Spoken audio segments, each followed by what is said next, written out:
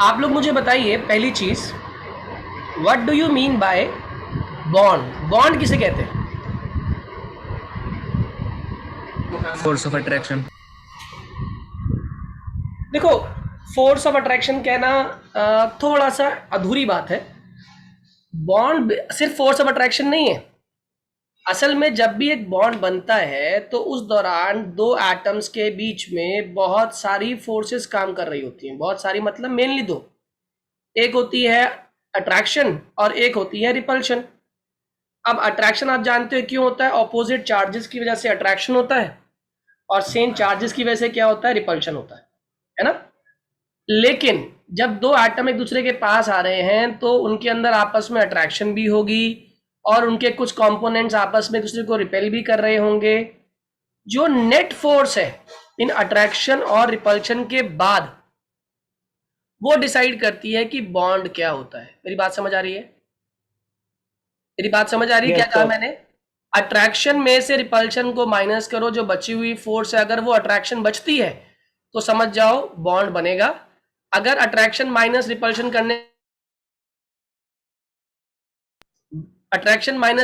करने के बाद भी अगर कोई फोर्स ऑफ अट्रैक्शन नहीं बचती तो समझ जाओ बॉन्ड नहीं फॉर्म होगा। Am I clear? Yes sir. तो अट्रैक्शन बेसिकली, बॉन्ड जो है वो दो एटम्स के बीच में फोर्स ऑफ अट्रैक्शन को रिप्रेजेंट जरूर करता है। ठीक है, तो बॉन्ड को हम बोलते हैं वो फोर्स जिससे कोई भी एटम किसी मॉलिक्यूल में बंधा हुआ है, उस फोर्स को हम लोग क्या नाम देते हैं? बॉन्ड कहते हैं।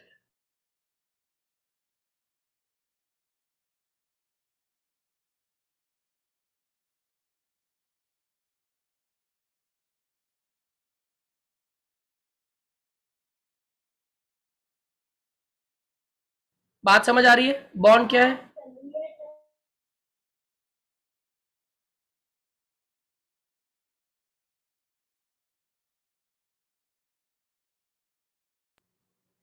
तो व्हाट इज बॉन्ड? समझ आ गई स्टोरी? तो आप लिख लो साथ साथ, बॉन्ड है क्या? कह रहा वो फोर्स विद विच atoms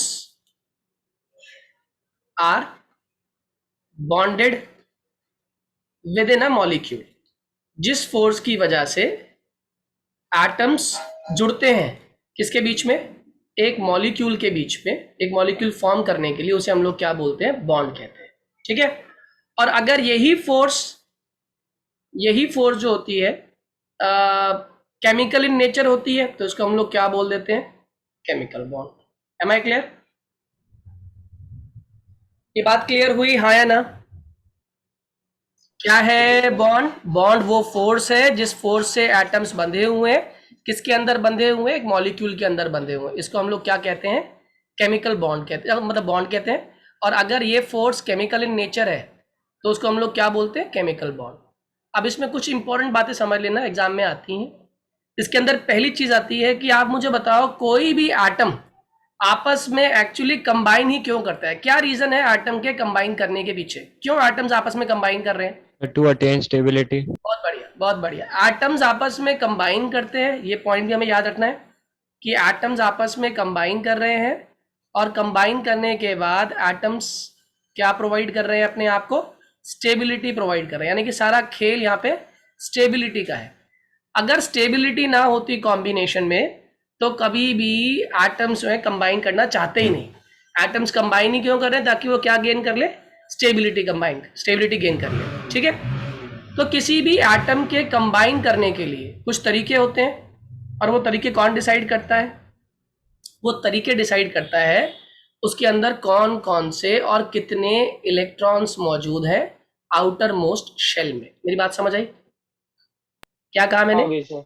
किसी भी एटम की स्टेबिलिटी गेन करने के लिए जो कंडीशन है वो कंडीशन क्या है कि वो एटम्स के पास, उस एटम के पास आउटर मोस्ट शेल में कितने इलेक्ट्रॉन्स मौजूद है, वो डिसाइड करते हैं कि एटम किस तरीके से कंबाइन करने वाला है। ओके, सो एक आउटर मोस्ट शेल में कितने इलेक्ट्रॉन्स होंगे किसी भी एटम के, वो डिसाइड करते हैं कि ये एटम कंबाइन कैसे करेगा, क्या तरीका है कंबाइन करने का, ये सारा कौन डिसाइड करेगा? आउटर मोस्ट शेल के इलेक्ट्रॉन्स डिसाइड करेंगे। Am I clear? तो इसी जगह पे साइंटिस्ट हुए कॉसल और लुइस। कौन थे साइंटिस्ट? कॉसल और लुइस। इन्होंने मिलकर एक कंसेप्ट दिया जिसको नाम दिया गया बाद में कॉसल लुइस अप्रोच। कौन सी अप्रोच? कॉसल और लुइस की अप्रोच। उसने कुछ नया काम नहीं किया, उसने सिर्फ एक ही बात कही। उसने कहा ऐसा है, जब भी एटम्स कंबाइन करते हैं, क्या करते हैं? एटम्स कंबाइन करते हैं, तो एटम्स के कंबाइन करने में जो रिस्पॉन्सिबल है वो कौन रिस्पॉन्सिबल है? Valence shell electrons. मतलब अगर मैं किसी भी एटम के आउटर मोस्ट शेल में कितने वैलेंस इलेक्ट्रॉन्स हैं ये जान जाऊं, तो मैं ये डिसाइड कर सकता हूं कि ये पार्टिसिपेट कैसे करेगा, ये इलेक्ट्रॉन लूज करेगा, ये इलेक्ट्रॉन गेन करेगा। यानी कि कुल मिला के मैं उसकी वैलेंसी जान सकता हूं उसके आउटर मोस्ट शेल के इलेक्ट्रॉनिक कॉन्फ़िगरेशन से। Am I clear?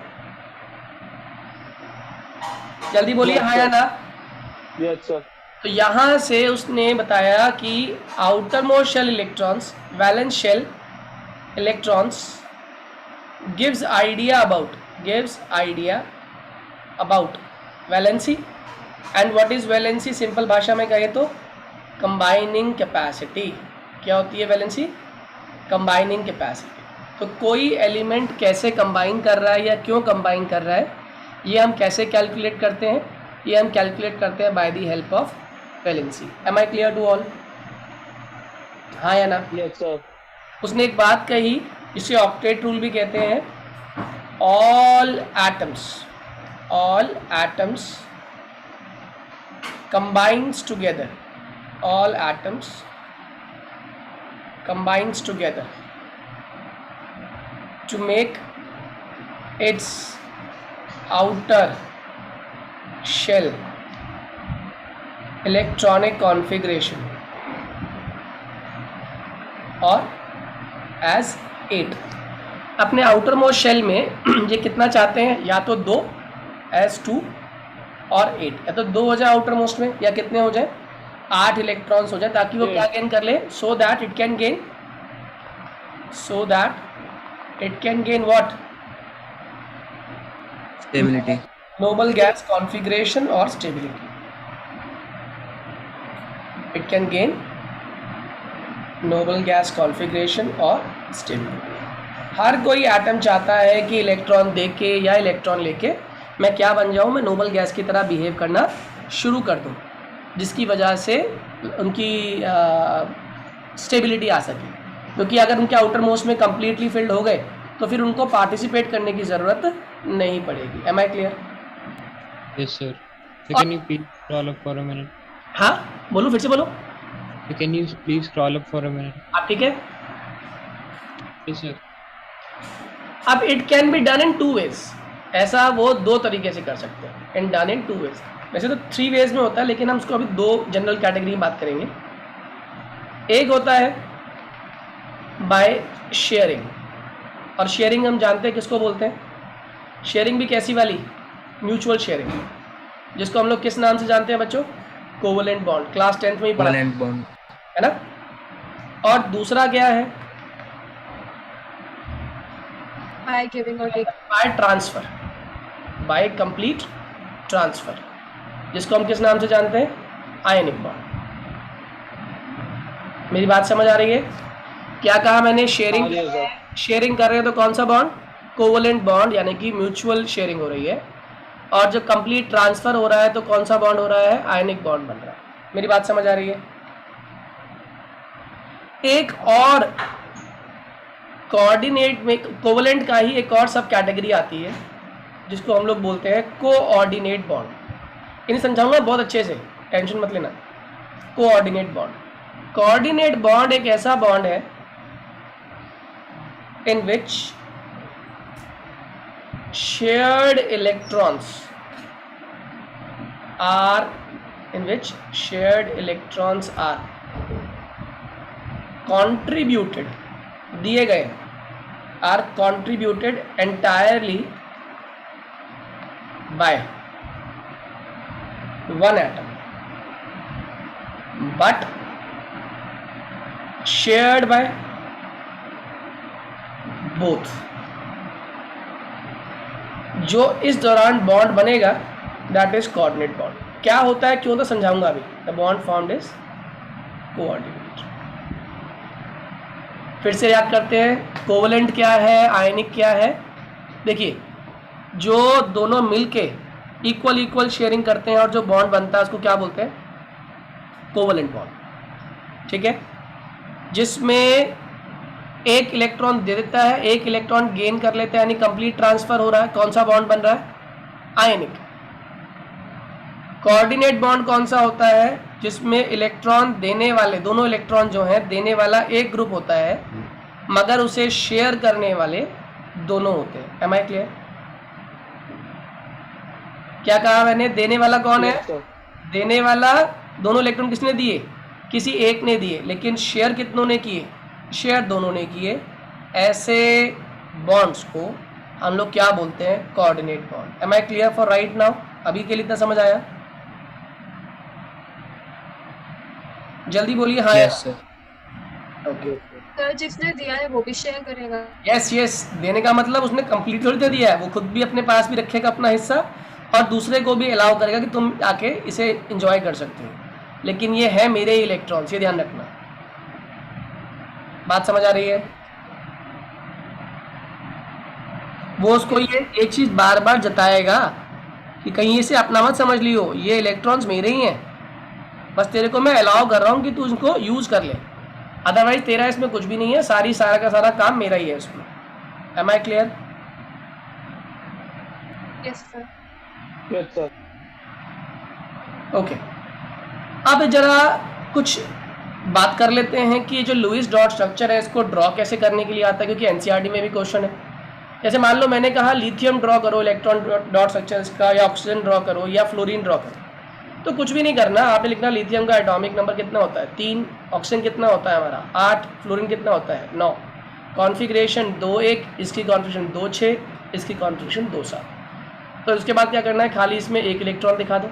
इसमें कितने दिखाओगे 6, इसमें कितने दिखाओगे 7। Am I clear? मेरी बात समझ आ रही है हाँ या ना? सबको समझ आ गई? जल्दी बोलो। Yes, sir. अगर मैं आप लोगों से कहूं कि आप ड्रॉ दिखाओ वाटर मॉलिक्यूल, ड्रॉ कर पाओगे? Yes, sir. वाटर मॉलिक्यूल का इलेक्ट्रॉन डॉट आप ड्रॉ कर सकते हो हाँ या ना? Yes, sir. देखो, ओ लिखोगे, एच लिखोगे, एच लिखोगे, हाँ या ना? इसमें 2 इलेक्ट्रॉन इन्वॉल्व है, लेकिन बॉन्ड बनाने में इन्वॉल्व है, इसलिए बॉन्ड ही रिप्रेजेंट कर दिया आपने। बताओ ऑक्सीजन पे कितने बचे हैं इलेक्ट्रॉन्स, बोलो। 4. 4। तो 1 2 3 और 4। Am I clear to all? Try to draw for CO2 and HNO3। एक बार देखता हूँ कितने लोग बना पाते हैं। H2O, CO2 और HNO3 को ड्रॉ करो।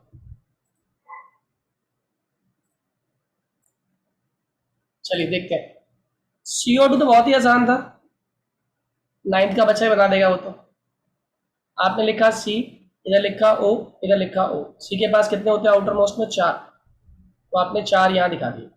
ऑक्सीजन के पास कितने होते हैं आउटर मोस्ट में 6, तो आपने क्या किया 6 इलेक्ट्रॉन्स दिखा दिए ऐसे, 2 2 4 और 2 6, और यही आपने कहाँ दिखा दिए इस ऑक्सीजन में, 2 2 4 और 2 6, ये बना।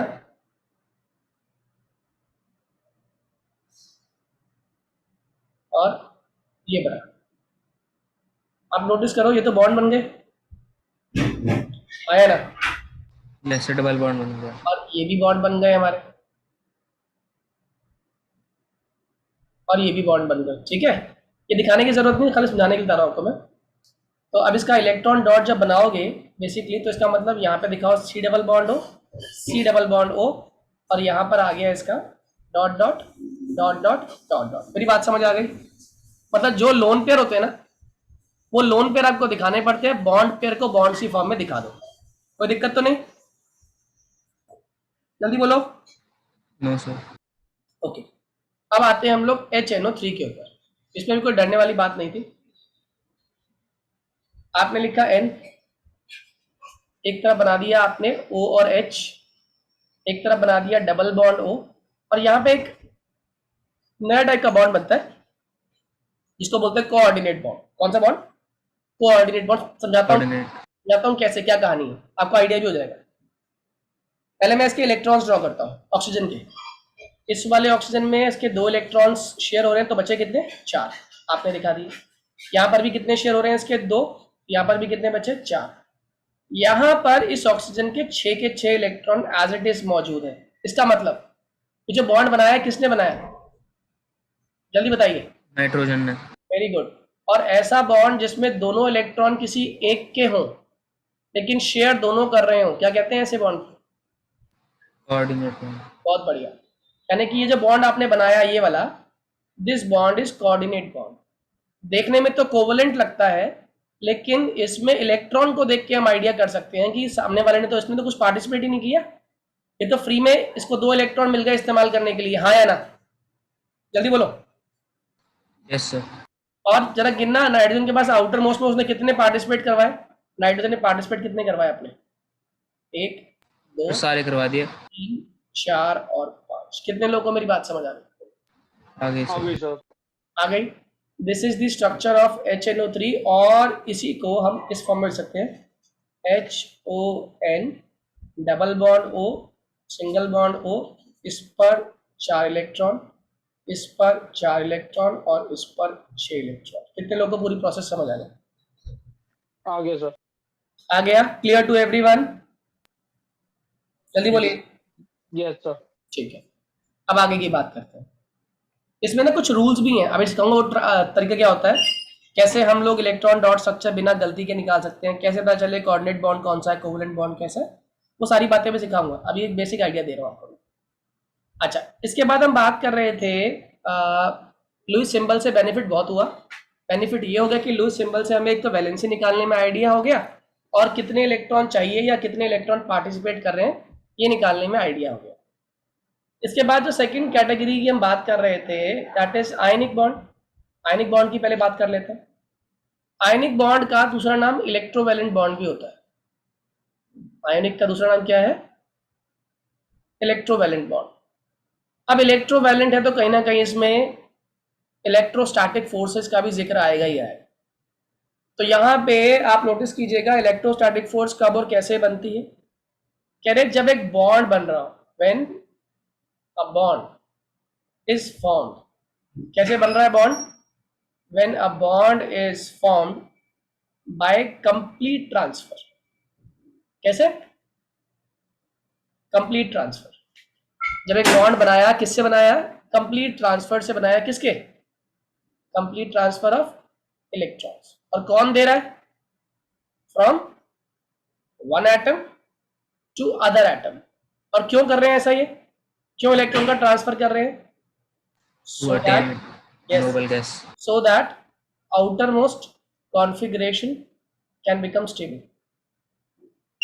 Configuration can become stable. Am I clear? हाँ या ना? बात समझ आ रही है? आउटर मोस्ट कॉन्फ़िगरेशन क्या बन जाए? स्टेबल बन जाए। इसीलिए एक एटम जो है वो इलेक्ट्रॉन्स को लूज कर रहा है और दूसरा वाला इलेक्ट्रॉन्स को गेन कर रहा है, ताकि उनके बीच में क्या बन जाए? एक बॉन्ड फॉर्म हो जाए। इलेक्ट्रोवैलेंट बॉन्ड इसे कहते हैं। आप जानते मेटल क्या करेंगे? मेटल लूजेस इलेक्ट्रॉन लूज करेंगे। Hence they gain what kind of charge? Positive. Positive charge. They gain positive charge, और पॉजिटिव चार्ज वाले आयंस को हम लोग क्या बोलते हैं? Cations. Cation. And forms cations. कोई दिक्कत तो नहीं है कैटायन बनाने वाली बात पे? नो भैया। और दूसरा क्या है? नॉन मेटल क्या करते हैं? Gain they accept. Very good. Non metal they accept electrons. जब वो इलेक्ट्रॉन एक्सेप्ट करते हैं, दे गेन नेगेटिव चार्ज। बहुत बढ़िया, hence they gain, form an ion. Yes, hence they gain negative charge and hence becomes anions. अब cation और anion के बीच में कौन सी फोर्स लग रही है और क्यों लग रही है? जल्दी बताओ। कैटायन पे चार्ज क्या है? पॉजिटिव। एनायन पे चार्ज क्या है? Positive. नेगेटिव। पॉजिटिव और Negative. नेगेटिव के बीच में कौन सी फोर्स लगती है? Attraction. बहुत बढ़िया। So the force of attraction which is acting between cations and anions, any two oppositely charged ions is known as electrovalent bond या फिर ionic bond। मेरी बात समझ आ रही है? Yes, sir. आगे समझिए। मैंने कहा एक्सप्लेन फॉर्मेशन ऑफ NaCl। बना पाओगे? 10th में पढ़ा था ये हम लोगों ने। सबसे पहले हम क्या दिखाते हैं? Na दिखाते हैं। Na का एटॉमिक नंबर 11 होता है, कॉन्फ़िगरेशन 281 होती है, राइट? इसने अपना एक इलेक्ट्रॉन लूज कर दिया। बताओ ये क्या बन गया? Na plus. ये 10 हो गया Plus. और ये 28 हो गया। हाँ या ना? हाँ या ना? Yes, sir. यहाँ पे Cl हो गया, एटॉमिक नंबर 17 हो गया, ये 287 हो गया। इसने क्या किया? इसने एक इलेक्ट्रॉन Gain एक्सेप्ट कर कर लिया. लिया। ये क्या बन गया? Cl minus. Cl minus. अब ये हो गया 18 और ये हो गया 288। मेरी बात समझ आ रही है? ये इलेक्ट्रॉन्स की टर्म में 18 हुआ है, ध्यान रखना। प्रोटॉन तो अभी भी 17 ही है इसके पास। ठीक है, मेरी बात समझ आ रही है? Yes, sir. क्या कर रहे हैं? Lewis dot structure. तो हमें किससे मतलब है? इलेक्ट्रॉन से। प्रोटॉन से कोई मतलब नहीं है। तो इसको डायग्राम वाइज कैसे दिखाओगे? Na एक इलेक्ट्रॉन था लुईस में, वो लूज कर दिया। यहाँ क्या बन गया? Na प्लस, साथ में क्या बाहर निकला? इलेक्ट्रॉन। दूसरा क्या था? Cl। इस पे कितने इलेक्ट्रॉन्स थे? 7।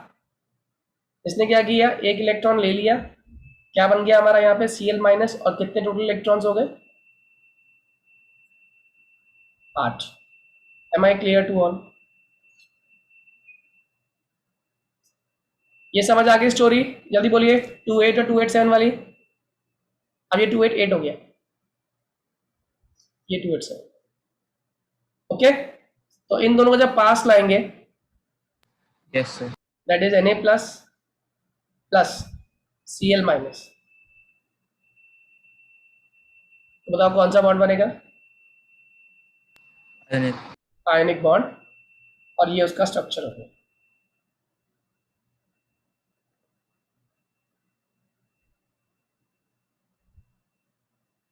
Clear to all? जल्दी बोलिए क्लियर टू ऑल, हाँ या ना? चलिए ड्रॉ करिए। Draw the structure of, draw the structure of, ये कॉपी कर लिया? Yes, sir. Okay, draw the structure यहां लिख देता हूं। फॉर फॉर्मेशन ऑफ, शो करना है आपको MgCl2 और CaS, दो के लिए आपको दिखाना है फॉर्मेशन, MgCl2 के लिए और CaS के लिए। आपसे कहा MgCl2 ड्रॉ करना है, तो Mg के पास एटॉमिक नंबर 12 है।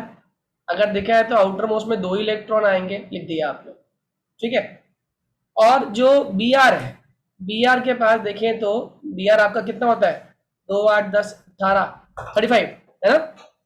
35 की कॉन्फ़िगरेशन। हाँ हाँ, वही बताऊंगा, MgBr भी बताऊंगा।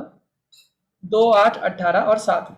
आउटर मोस्ट में Br के 7 है, तो आपने ये 7 ड्रॉ कर दिए Br के आउटर मोस्ट में। अब मैंने फॉर्मूला क्या बोला? MgBr2। तो कुछ भी नहीं करना था इसके अंदर। आपको दिख रहा है कि Mg अपने दोनों इलेक्ट्रॉन देने वाला है, हाँ या ना? तो आपने लिखा Mg को सेंटर में, यहाँ लिखे दोनों इलेक्ट्रॉन्स, यहाँ लिखा Br, यहाँ लिखा Br। सही है? इसमें कितने इलेक्ट्रॉन दिखाए आपने? 7 इलेक्ट्रॉन दिखा दिए। कितने इलेक्ट्रॉन दिखा दिए? 7। इसमें भी कितने इलेक्ट्रॉन दिखा दिए? 7। ठीक, अब क्या होगा? Mg का एक इलेक्ट्रॉन यहां से यहां गया, Mg का एक इलेक्ट्रॉन यहां से यहां चला गया। Am I clear? ऐसा करने पे बेनिफिट क्या हुआ हमें? ऐसा करने पे अब जो ये Mg बना, इस पर चार्ज कितना आ गया? क्योंकि इसने 2 इलेक्ट्रॉन लूज कर दिए। बोलो चार्ज कितना है इसके ऊपर? Plus 2. 2 प्लस। और हर Br माइनस पे चार्ज कितना आ गया? -1. तो आपने लिख दिए, इस पे 8 इलेक्ट्रॉन दिखा दिए और 8 इलेक्ट्रॉन सब माइनस चार्ज लगा दिया। ऐसे ही नीचे आपने माइनस चार्ज लगा दिया Br के साथ। जल्दी बोलो, हाँ या ना? Yes, sir. Yes, sir. Yes, sir. तो ये दोनों इससे कंबाइन करने वाले हैं, ये बन गया हमारा MgBr2। Am I clear to all? इसको आप चाहो तो ऐसे दिखा दो, या फिर इसको आप ऐसे बोल सकते हो Mg ब्रैकेट में 2 प्लस साथ में 2 Br बाहर minus dot dot dot dot dot dot और डॉट डॉट। मेरी बात समझ आ गई? This is the structure of MgBr। अब यही मैंने बोला कैल्शियम सल्फाइड ना, CaS फॉर्म करना था। Yes, sir. अब कैल्शियम के आउटर मोस्ट में कितने हैं? No. 2. तो वही कहानी करो, कैल्शियम का एटॉमिक नंबर 20, कॉन्फ़िगरेशन 2882। ये आपने कैल्शियम दिखाया, इसके आउटर मोस्ट में 2 दिखा दिए। अब यहाँ पे कौन है साथ में? सल्फर है। सल्फर का atomic number 16, configuration 286। 286. Outer most में कितने दिखाओगे? 6 दिखाओगे। यहाँ दिखा दिया आपने सल्फर के आउटर मोस्ट में 6। अब ऑब्वियस सी बात है, एक मेटल है एक नॉन मेटल है, तो कैल्शियम अपने दोनों इलेक्ट्रॉन किसको देने वाला है? इस सल्फर को देने वाला है। और जैसे ही वो अपने दोनों इलेक्ट्रॉन इसको देगा, बताओ यहाँ क्या बन जाएगा? Ca से क्या बन जाएगा? Ca2 plus. बहुत बढ़िया, Ca2 प्लस। और S से क्या बन जाएगा? S minus 2. S2 minus. Am I clear? एक बन गया Ca2 प्लस और एक क्या बन गया? S2 minus. Am I clear? और इन्हें आप चाहो Yes, sir. कंबाइन कर सकते हो इस तरीके से, it would be Ca2 plus S2 minus, that is your CaS। कितने लोगों को पूरी प्रोसेस समझ आ गई? तो ऐसे वाले आपके लुईस डॉट स्ट्रक्चर, चाहे वो आयनिक कंपाउंड हो चाहे कोवलेंट कंपाउंड हो, आपसे पूछा जा सकता है। मेरी बात समझ आ रही है? जल्दी बोलो, अरे जल्दी बोलो Yes, sir. जी। अब आगे आता है, आयनिक बॉन्ड बन तो रहा है, लेकिन कौन कौन से ऐसे फैक्टर्स हैं? ये क्वेश्चन इंपॉर्टेंट है, एग्जाम में आता है आप लोग के, कम से कम 2 मार्क के लिए। कौन कौन से फैक्टर्स हैं जो अफेक्ट करते हैं? Factors affecting the formation of ionic bond, जो आयनिक बॉन्ड के बनने को अफेक्ट करते हैं, वो कौन कौन से फैक्टर्स हैं? ठीक है, ओके। तो आयनिक बॉन्ड बनने के लिए कुछ फैक्टर्स कौन कौन से? पहला,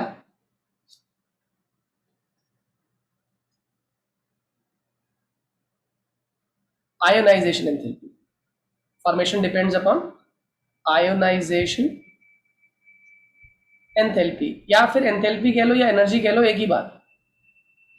ठीक है, अब पहले बताओ व्हाट इज आयोनाइजेशन एंथैल्पी? जो अमाउंट ऑफ एनर्जी चाहिए किसी भी एटम की Lose an outer shell electron. से इलेक्ट्रॉन को बाहर निकालने के लिए, है ना? तो अगर एक आयनिक बॉन्ड की बात कर रहे हैं, तो मेटल्स की बात करें तो ऑब्वियस सी बात है, मेटल्स की आयोनाइजेशन एंथैल्पी क्या होनी चाहिए? हाई होनी चाहिए, लो होनी चाहिए? High. गलत। Low. लो। एक अच्छा मेटल वो है जो आसानी से इलेक्ट्रॉन लूज करे। मेरी बात समझ आ रही है? Yes, भैया. तो आप लिख देंगे ionic character, ionic character is inversely proportional to ionization enthalpy. जितना साइज छोटा होगा उतनी आयोनाइजेशन एंथैल्पी क्या होगी? Come. जितना साइज छोटा होगा उतनी आयोनाइजेशन एंथैल्पी क्या होगी? Sir, कम होगी. ज्यादा होगी। ज़्यादा होगी. तो इसका मतलब आयोनाइजेशन एंथैल्पी डिपेंड किस पे करती है? साइज पे। कैसे? इनवर्सली। मेरी बात समझ आ रही है? जैसे क्वेश्चन के तौर पे अगर मैं आपसे कहूं, आपके पास सोडियम है और आपके पास मैग्नीशियम है, Sir, आपने डायरेक्टली लिखा है. इनवर्सली हुआ ना आयोनाइजेशन एंथैल्पी के। देखो साइज में क्या रिलेशन आ रही है? Okay, sir. हाँ. Na और Mg के बीच में बताओ किसकी आयोनाइजेशन एंथैल्पी ज्यादा और क्यों? Na की ज्यादा है. रोशनी तुक्के मारना बंद करो। Na और Mg अलोंग द पीरियड लाई करते हैं, बिल्कुल दिमाग नहीं लगाती। अलोंग द पीरियड साइज क्या होता है? Na की ज्यादा. फिर कोई बेकार की बात कर रहे हो। Na और Mg में किसका साइज छोटा है? पहले तो ये बताओ। Mg का. Mg का साइज छोटा है। अगर Mg का साइज छोटा तो इलेक्ट्रॉन निकालना आसान होगा मुश्किल होगा? मुश्किल. मुश्किल होगा तो आयोनाइजेशन एंथैल्पी ज्यादा होगी कम होगी? ज्यादा. फिर तो मैंने Na की कमी तो कही थी। अच्छा, Mg की मोर आयनाइजेशन एंथैल्पी है और Na की साइज इसका कैसा है, Na का स्लाइटली बड़ा है इसका साइज। अगर स्लाइटली साइज बिगर है तो इसकी आयनाइजेशन एंथैल्पी क्या होगी, लो। अब मेरे क्वेश्चन का जवाब देना, इन दोनों में से जल्दी इलेक्ट्रॉन कौन लूज करेगा और क्यों? Na ज्यादा जल्दी लूज करेगा। बहुत बढ़िया। और यही क्वेश्चन हमने पीरियोडिक में ही पढ़ा था। अगर वैसे भी सिंपली कॉन्फ़िगरेशन देखें तो क्या कॉन्फ़िगरेशन थी इसकी, 1s2 2s2 2p6 3s1, right. और इसकी क्या थी, 1s2 2s2 PS2 2p6 और 3s2। कौन कंप्लीटली फिल्ड था, Mg। mg तो स्टेबल कॉन्फ़िगरेशन से इलेक्ट्रॉन निकालने के लिए आपको ज़्यादा काम करना पड़ता है, ठीक है। तो आप अच्छी तरीके से आयनिक बॉन्ड बनाने में टाइम लेते हैं। दूसरा factor, second factor, electron gain enthalpy. Electron gain enthalpy, आप मुझे बताओ ये इलेक्ट्रॉन गेन एंथैल्पी, जैसे यहाँ तो हम आयनेशन एंथैल्पी बात कर रहे हैं मेटल्स के लिए, इलेक्ट्रॉन गेन एंथैल्पी किसकी बात कर रहे होंगे यहाँ पे आयनिक बॉन्ड बनाने के लिए, मेटल्स की या नॉन मेटल्स की? Non metals. नॉन मेटल्स की। और नॉन मेटल्स की कौन सी होनी चाहिए इलेक्ट्रॉन गेन एंथैल्पी, पॉजिटिव होनी चाहिए, नेगेटिव नेगेटिव होनी चाहिए? नेगेटिव। नेगेटिव होनी चाहिए। मेरी बात समझ आ रही है? जिसकी जितनी ज्यादा नेगेटिव इलेक्ट्रॉन गेन एंथैल्पी होगी उतनी जल्दी वो क्या करेगा, इलेक्ट्रॉन को गेन कर लेगा। मेरी बात समझ आ रही है, हाँ या ना? yes sir यस भैया। तो आप लिखोगे more negative is the electron gain enthalpy,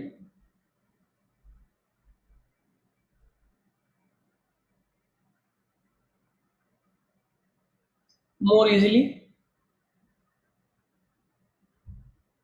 it would form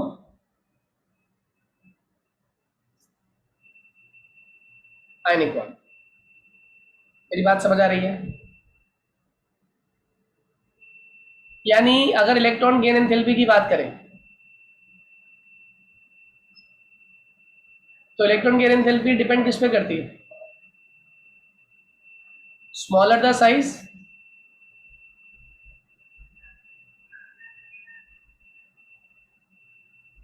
more negative,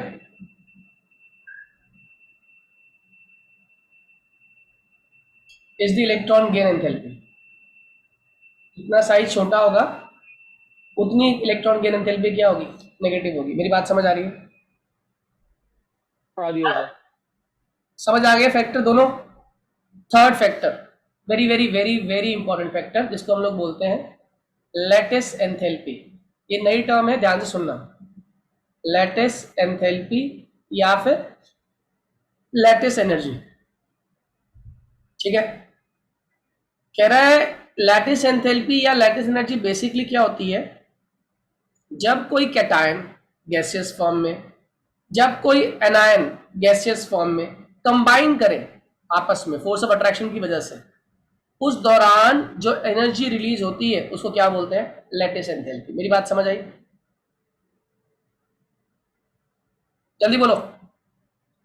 yes sir जब एक कैटायन यानी मान लो A प्लस और जब एक एनायन, कैटायन और एनायन, वो भी किस फॉर्म में, दोनों ही किस फेज में है, गैसियस फेज में। ये भी गैसियस फेज में है, ये भी गैसियस फेज में है। जब ये दोनों कैटायन और एनायन गैसियस फेज में एक दूसरे के पास आकर कंबाइन कर जाए, क्या कर जाए, कंबाइन कर जाए, ठीक है। तो ये एनर्जी जो रिलीज कर रहे हैं यहाँ पे, जो एनर्जी रिलीज हो रही है, इसको हम लोग क्या नाम देते हैं, lattice enthalpy. Am I clear to all? Am I clear to all lattice enthalpy वाली बात? Yes sir. सबको समझ आ गई? जल्दी बोलो। yes sir अब क्वेश्चन का जवाब देना, अगर एक बढ़िया कैटायन होगा और एक बढ़िया एनायन होगा तो बताओ उनके बीच में जो फोर्स ऑफ अट्रैक्शन होगी ज्यादा होगी, हाँ या ना? yes sir और अगर ज्यादा फोर्स ऑफ अट्रैक्शन होगी तो मेरे क्वेश्चन का जवाब दो, जो एनर्जी रिलीज होगी वो ज्यादा होगी या कम होगी?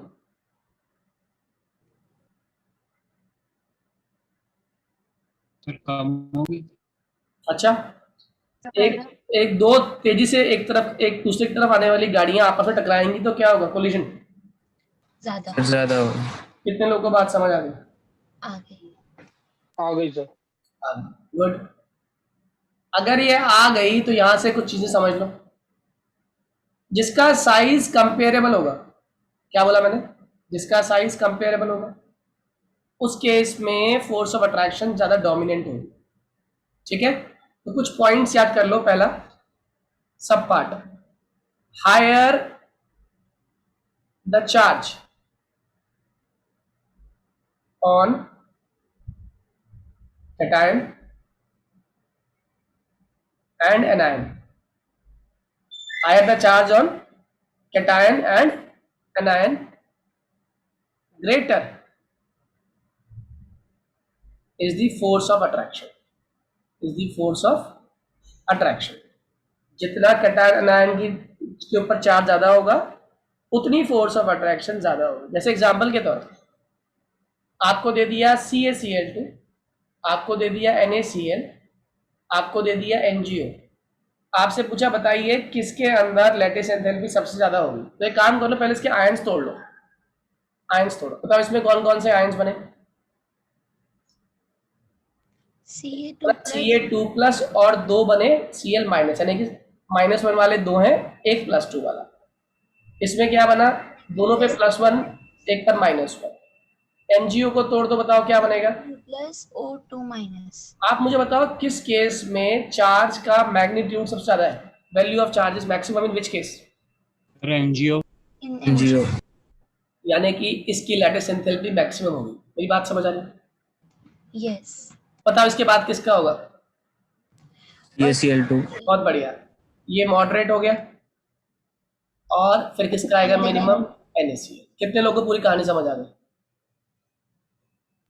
आ गई इज दिस आगे story sir. Clear to everyone? ठीक है, अगर ये समझ आ गया, अब ये तो हो गया कंपटीशन जिसमें हमें चार्ज का मैग्नीट्यूड दिखाई दे रहा है। दूसरा, चार्ज के साथ साथ एक और फैक्टर काम आता है, उसको बोलते हैं साइज ऑफ आयन। क्या बोला मैंने? Size of ion.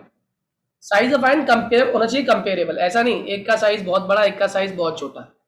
जब साइज कंपेरेबल होंगे ना तो उनकी फोर्स ऑफ अट्रैक्शन भी बढ़िया होगी। जैसे एग्जांपल के तौर पर NaCl और NaBr, दोनों के आयंस तो उतने ही है। देखो ये कितना बनाएगा?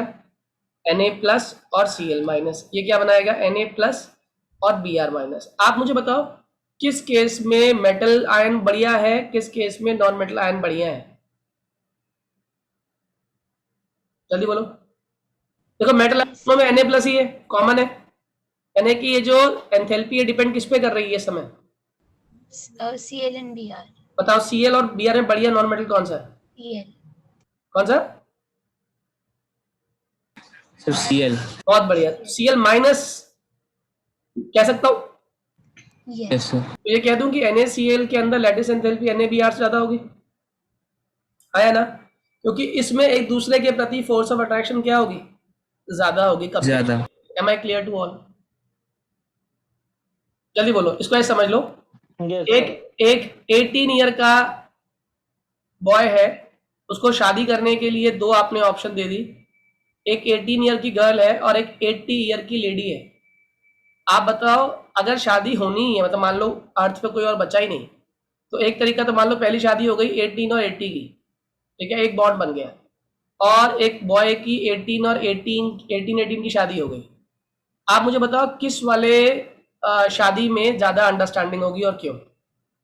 सर 18 18 वाले में सेम एज ग्रुप है, right? Same Yes, age sir. Group है, आपस में म्यूचुअल अंडरस्टैंडिंग सेम है और उम्र भी दोनों की लगभग सेम ही हो गई हमारी। तो जिसमें ध्यान रखना साइजेस और फोर्स ऑफ अट्रैक्शन एक जैसी होती है हमेशा, उसके अंदर लैटिस एंथैल्पी ज्यादा होती है। तो NaCl में और NaBr में Na+ दोनों में कॉमन है, तो कौन डिसाइड कर रहा है फोर्स ऑफ अट्रैक्शन को? Remaining anion. और यहाँ पर एनायन कौन है? Cl- और यहाँ पर एनायन कौन है? Br-। तो Cl- जो है Na+ के साथ कंबाइन करने पे NaCl फॉर्म कर लेता है और Br- Na+ से कंबाइन करने के बाद NaBr फॉर्म कर लेता है। Am I clear to? आया ना? yes भैया यस सर। एक क्वेश्चन और पूछता हूँ, बताइएगा।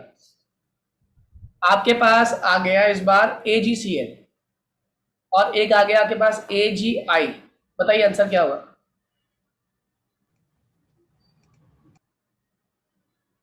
जल्दी बोलो। AgCl। CL AgCl। समझ आ गया रीजन सभी को? यहाँ पर तो बनेगा देखो +1 यस सर। लेकिन Cl माइनस की इलेक्ट्रोनेगेटिविटी ज्यादा है in comparison to I minus.